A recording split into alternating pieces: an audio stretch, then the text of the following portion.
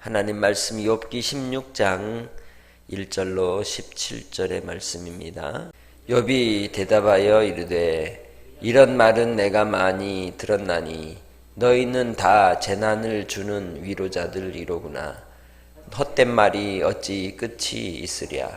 네가 무엇에 자극을 받아 이같이 대답하는가.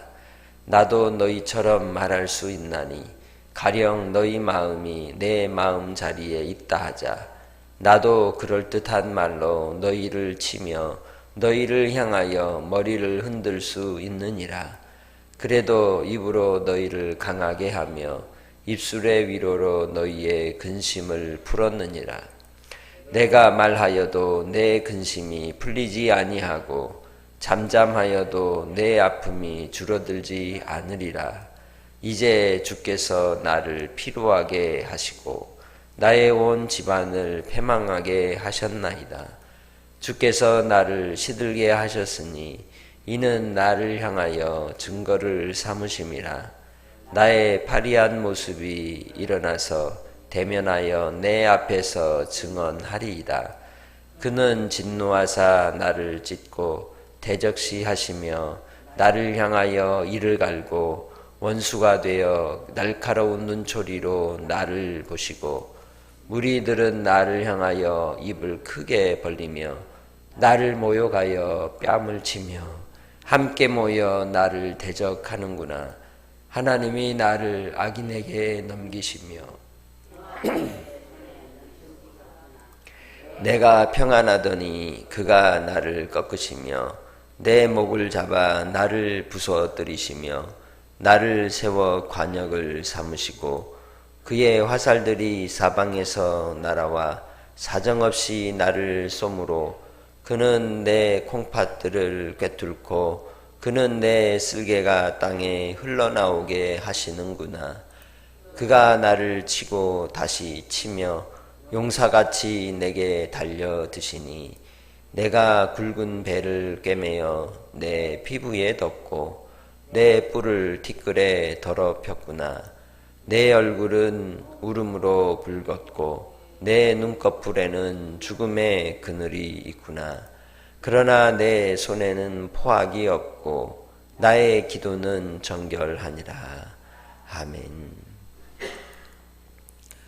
인생의 환란의 끝자락에 서 있는 막다른 그러한 삶의 자리에 있을 때 어떤 위로가 그 사람에게 힘이 되고 용기가 될 수 있겠습니까? 그 옳다 하는 말들도 다 의미가 없는 것이죠. 그 사람이 그런 뜻을 몰라서 그런 일이 일어났겠습니까? 욥이 닥친 시련의 상황 그러한 것입니다. 그럼에도 불구하고 욥에 대한 엘리바스의 두 번째의 이 발언들이 적대적이었고 또 욥에 대해 감정적인 격한 태도로 자신을 대하고 있음을 이야기합니다.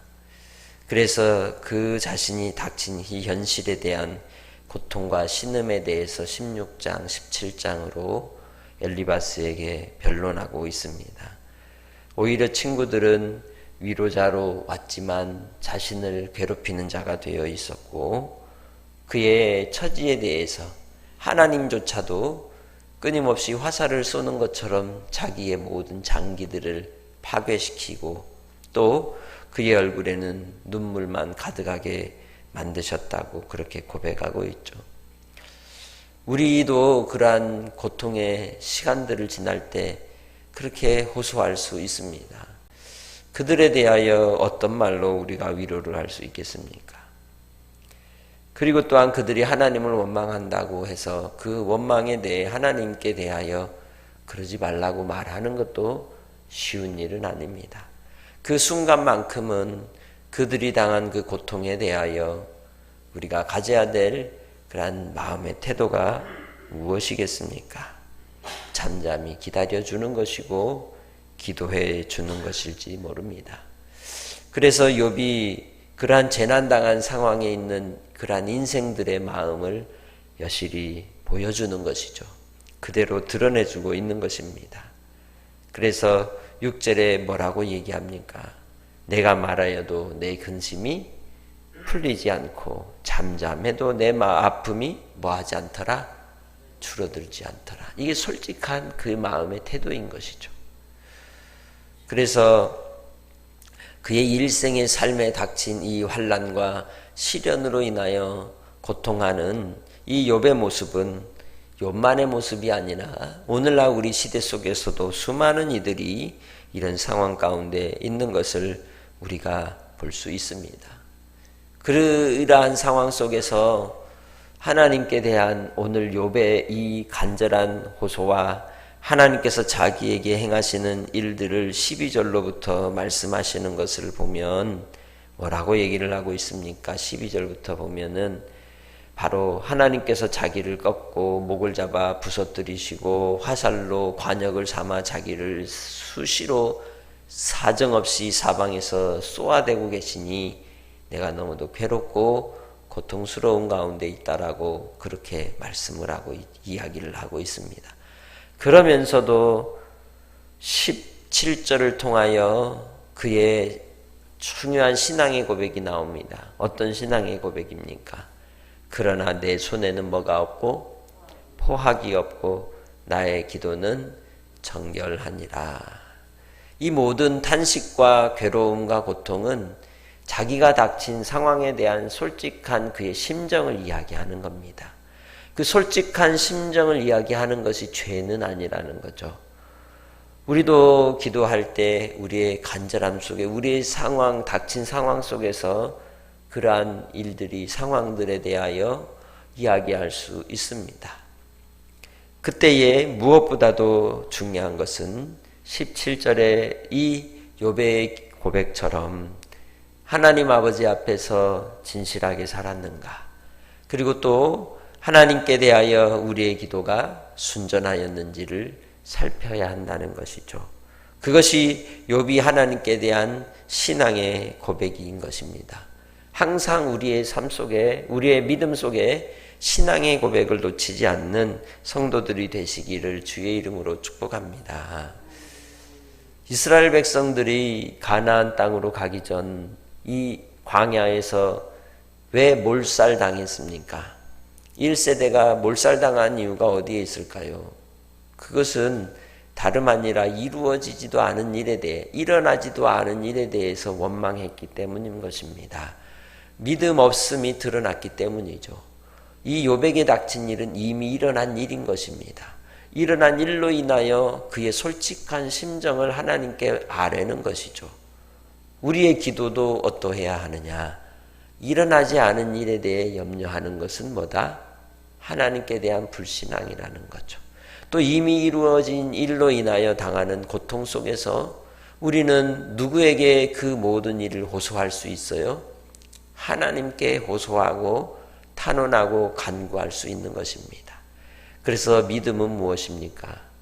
바라는 것들의 실상이요 보지 못하는 것들의 증거라고 하였던 것이죠. 우리의 앞날에 대한 우리의 신앙의 태도가 하나님께로 대한 소망으로 날마다 무장하여 나아가는 성도들이 되시기를 주의 이름으로 부탁합니다. 그러할 때에 우리의 삶이 하나님께 인정을 받는 것입니다.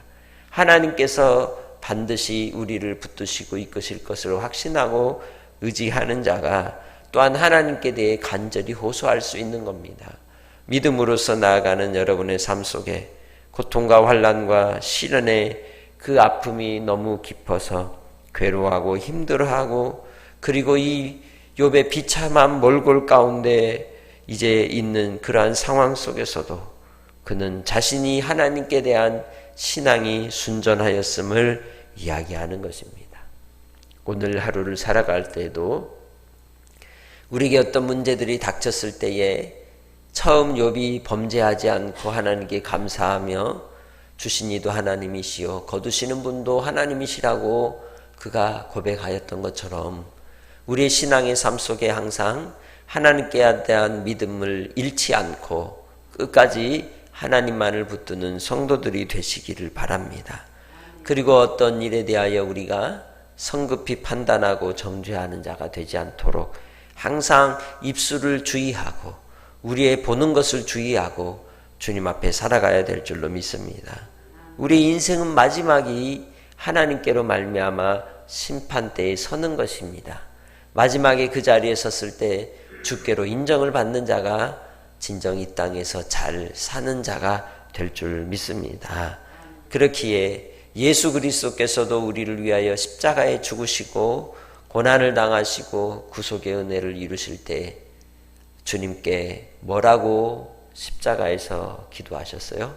엘리 엘리 라마 사박다니라고 기도하셨습니다. 그 말씀이 무슨 말씀입니까? 나의 하나님, 나의 하나님, 어찌하여 나를 버리셨나이까? 이 말씀을 가지고 여러 가지 논란들이 있죠. 어떤 사람은 그가 참 하나님이라면 어떻게 그런 기도를 할 수 있느냐. 자기가 이루어질 일들을 다 알면서. 그러나 그 기도는 곧 바로 욥의 탄식의 기도와 같이 하나님께 대한 우리 인생들의 모습을 그대로 보여주는 것입니다. 자기가 시험을 받아 고난을 당하셨은즉 시험 받는 자들을 능히 도우신다고 하셨습니다. 우리의 인생의 삶 속에 당하는 시험과 환난 속에서 우리가 할 수 있는 기도가 무엇인지를 가르쳐 주시는 겁니다. 여러분의 인생 속에 환난 가운데 있을 때에 기도할 수 있습니다. 나의 하나님, 나의 하나님, 어찌하여 나를 버리셨나이까? 그런데 중요한 것은 무엇입니까? 하나님은 나를 단련시키시고 견고하게 하사 우리에게 부활의 첫 열매가 되신 예수 그리스도를 따라 우리도 소망 가운데 다시 일으켜 주실 것이라는 분명하고 확실한 진리 때문에 우리는 다시 감사할 수 있다는 겁니다. 그래서 환난의 삶을 터널을 어둠을 지날 때에도 끝까지 주 예수만을 붙들고 나아가는 성도들이 되시기를 주의 이름으로 부탁합니다. 위로자로 살아갈 때에도 진정한 하나님의 말씀을 따라 잠잠히 기도해주고 기다릴 수 있는 진정한 위로자들이 되시기를 부탁을 드립니다. 하나님 아버지, 우리의 일생의 삶 속에 하나님 앞에 도움이 없이는 살 수 없는 인생임을 우리는 잘 알고 있습니다. 아버지 하나님, 알 수 없는 인생의 모든 시련과 환난의 바람이 불어칠 때에도 하나님 없이는 살 수 없음을 시인하고 고백하며 그 고난이 아버지의 뜻이 있음을 깨닫게 하시고 이로 말미암아 하나님의 영광이 드러나게 부족함이 없도록 역사하여 주시옵소서. 하나님께서 행하시는 놀라운 일들을 오늘도 찬양하며 믿음 가운데 나아가기 원합니다. 주께서 은혜와 은총을 베푸시고 아버지의 뜻이 이 땅에 이루어지기까지 우리와 동행해 주실 줄 믿사옵고 사랑하는 우리 믿음의 성도들 주 안에 거하게 하옵소서. 영생 안에 있게 하옵소서. 말씀으로 사는 자가 되게 하옵소서. 아버지 하나님께 인정받는 삶으로 드려지기를 원하옵고 예수님의 이름으로 기도합니다. 아멘.